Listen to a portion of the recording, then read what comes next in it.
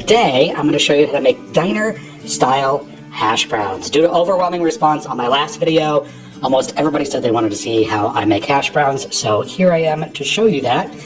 These really couldn't be simpler. All you need is a potato, some butter and oil, and a technique, which I will teach you in this video.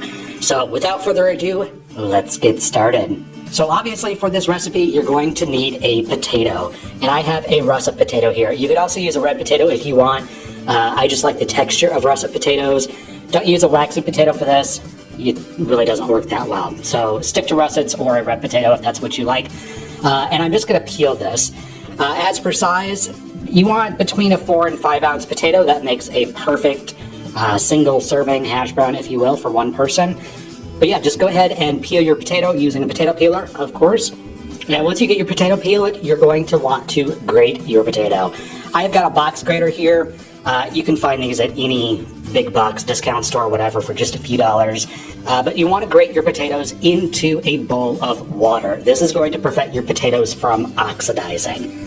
When the potatoes oxidize, they turn this funky color of like reddish brown. It's not very appetizing. It doesn't hurt anything, but it's just not very appetizing. So grate your potato into a bowl of water.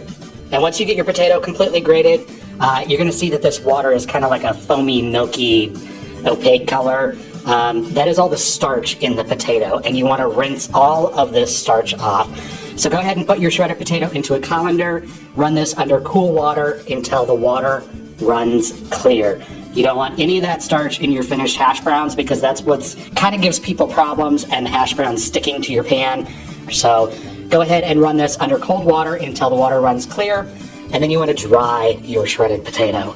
So I've just got a flour sack towel out here on my counter, and you want to wring out your potatoes as much as possible using your hands, and then you want to sprinkle them over a towel. You can use paper towels for this, or any clean kitchen towel. Of course, you want it to be clean. But what you're going to do is soak up as much moisture in these potatoes as physically possible. I'm just folding my towel up over here, and I'm going to press down on this and literally get as much water out of this as possible. You want this as dry as you can get it, without it being dehydrated, of course. Now, once you think you've absorbed as much water as you can out of those potatoes, you want to fluff them up. Fluffing them up, it's just going to kind of let the air get in there, and you're going to let these air dry for about 5 to 10 minutes before you cook them. Again, to get them as dry as possible. So I'm going to let these sit for about 5-10 minutes, and then we're going to get to cooking them.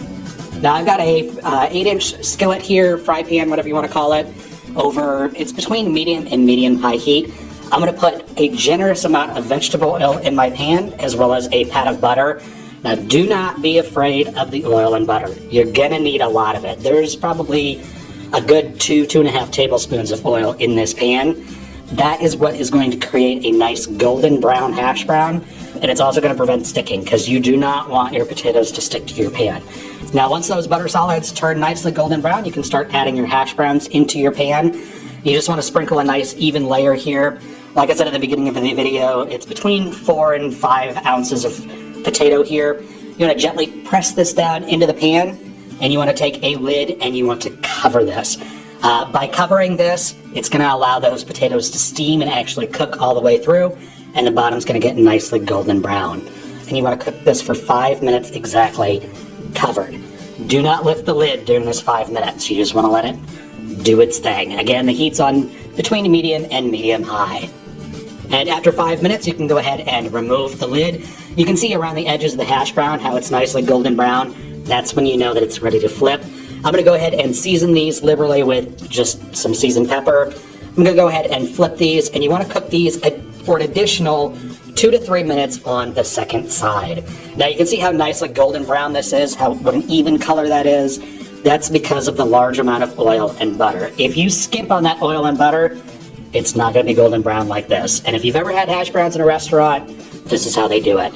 You definitely do not want to be in the kitchen to see how much fat they use in diner style cooking, but that's the secret to these hash browns. Now go ahead and plate them up and serve them with whatever you like to serve your hash browns with. I'm just doing some scrambled eggs and fried bacon with this. And I know I'm going to get questions on, can I use the frozen hash browns that you buy in a bag in a grocery store? Yes, you can. However, you want to make sure that they are thawed before you use them.